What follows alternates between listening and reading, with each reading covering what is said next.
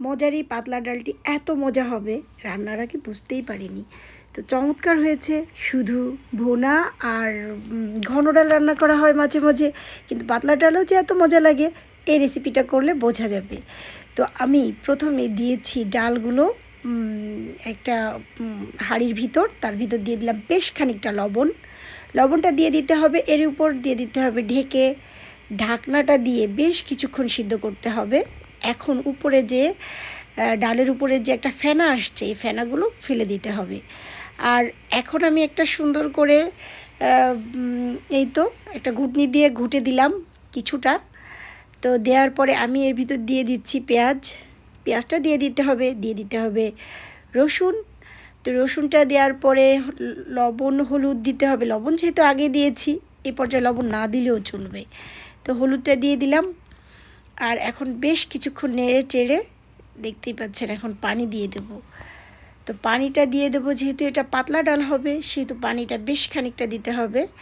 তো দেওয়ার পরে নেড়ে চেড়ে জাল উঠাতে হবে। দিয়ে দিলাম কাঁচামরিচ দেওয়ার পরে তেজপাতাও দিয়ে দিয়েছি। তো এখন বেশ কিছুক্ষণ জাল করতে হবে, প্রায় 15-20 মিনিটের মতো। তো এটা যত জাল করা হবে তত কিন্তু এর টেস্টটা অনেক বেশি আসবে, খুবই মজার আসবে। তো জাল অলরেডি উঠে গেছে। এখন একটা চামচের সাহায্যে নেড়ে চেড়ে দিতে হবে, আর উপরে আবার যে ফেনাটা আসছে এটি তুলে ফেলতে হবে। তো এইটা সুন্দরভাবে তুলে ফেলে, চমৎকারভাবে তুলে ফেলতে হবে, যতটুকু পরিমাণ ওঠানো যায় উঠায় ফেলতে হবে। আর এই তো বেশ খানিকটা তেল নিয়ে নিয়েছি কড়াইতে, দিয়ে দিলাম রসুন কুচি, দিয়ে দিতে হবে পেঁয়াজ। তো দেওয়ার পরে ভালো করে নেড়ে চেড়ে দিতে হবে। এরপরে দিয়ে দিতে হবে জিরার গুঁড়া। আমি আস্ত জিরা দিয়েছি, কেউ চাইলে গুঁড়াও দিতে পারেন। আর দিয়ে দিলাম পাঁচফোড়ন। তো খুব সুন্দরভাবে নেড়ে চেড়ে মিশিয়ে দিতে হবে। তো ভালোভাবে একদম বেরেস্তার মতো ভেজে ফেলতে হবে। দেখতেই পাচ্ছেন খুব সুন্দরভাবে ভাজা হয়ে গেছে। এখন কড়াইটা ধরেই আমি ঢেলে দেব জাল হচ্ছে তার ভিতরে।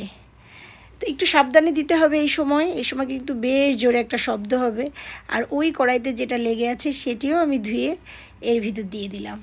তো দেখতেই পাচ্ছেন খুব সুন্দরভাবে ডালটা একদম চমৎকারভাবে জাল হচ্ছে।